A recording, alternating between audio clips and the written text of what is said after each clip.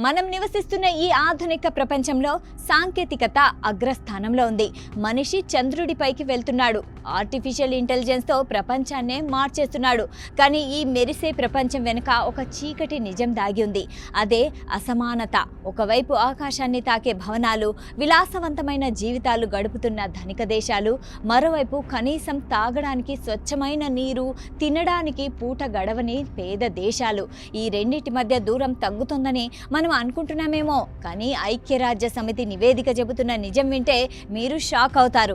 ఆ దూరం తగ్గలేదు సరికదా, అది ఒక అగాధంలా పెరుగుతోంది. ఐక్యరాజ్య సమితి ఇటీవల విడుదల చేసిన గణాంకాల ప్రకారం ప్రపంచంలో సంపద పంపిణీలో పెను మార్పులొచ్చాయి. ప్రపంచంలోని అత్యంత ధనిక దేశాల ఆదాయం పెరుగుతుంటే అభివృద్ధి చెందుతున్న అలాగే అల్ప ఆదాయ దేశాలు ఆర్థికంగా వెనకబడుతున్నాయి. మరి ముఖ్యంగా ఆఫ్రికా, ఆసియాలోని కొన్ని ప్రాంతాల్లో ప్రజల తలసరి ఆదాయం దశాబ్దాల క్రితం ఎలా ఉందో ఇప్పుడు కూడా దాదాపు అలాగే ఉంది. ధనిక దేశాలు సంక్షోభాల నుంచి త్వరగా కోలుకుంటున్నాయి, కానీ పేద దేశాలు అప్పుల ఊబిలో కూరుకుపోతున్నాయి. అసలు ఈ వ్యత్యాసం ఎందుకు పెరుగుతోంది? దీనికి ప్రధానంగా 3 కారణాలున్నాయి. ధనిక దేశాల దగ్గర అత్యాధునిక టెక్నాలజీ ఉంది. ఇది వారి ఉత్పత్తిని, ఆదాయాన్ని రెట్టింపు చేస్తుంది. పేద దేశాలకు ఈ టెక్నాలజీ అందడం లేదు. చాలా పేద దేశాలు తమ బడ్జెట్లో సగానికి పైగా పాత అప్పుల వడ్డీలు కట్టడానికే ఖర్చు చేస్తున్నాయి. దీనివల్ల ఆరోగ్యం, విద్యపై పెట్టుబడి పెట్టలేకపోతున్నాయి. ప్రకృతి వైపరీత్యాలు సంభవించినప్పుడు ధనిక దేశాలు తట్టుకోలేవు, కానీ వ్యవసాయంపై ఆధారపడే పేద దేశాలు ఆర్థికంగా కుప్పకూలిపోతున్నాయి. ఈ ఆర్థిక అంతరం కేవలం డబ్బుకు మాత్రమే పరిమితం కాదు, ఇది ప్రాణాలకు సంబంధించిన విషయం. ధనిక దేశాల్లో సగటు మనిషి ఆయుర్దానం 80 ఏళ్లు దాటుతుంటే ఈ పేద దేశాల్లో అది ఇంకా 60 ఏళ్ల లోపే ఉంది. పిల్లల చదువుల విషయంలో కూడా ఇదే వివక్ష.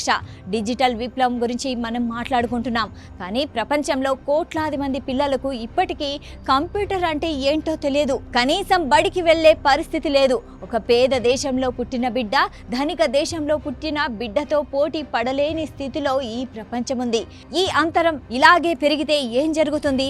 ఐక్యరాజ్య సమితి హెచ్చరిస్తున్నట్లుగా ఇది ప్రపంచ శాంతికి ముప్పు.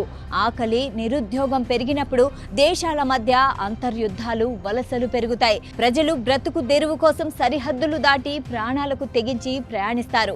ఇది కేవలం పేద దేశాల సమస్య కాదు, ప్రపంచం మొత్తానికి ఒక సవాలు. మరి దీనికి పరిష్కారం లేదా? ధనిక దేశాలు పేద దేశాలకు కేవలం విరాళాలు ఇవ్వడం కాకుండా టెక్నాలజీని షేర్ చేయాలి. అంతర్జాతీయ వాణిజ్య నిబంధనలు పేద దేశాలకు అనుకూలంగా మారాలి. అప్పుల నుంచి ఉపశమనం కలిగించాలి. చివరగా మనం ఒకే భూమి మీద నివసిస్తున్నాం.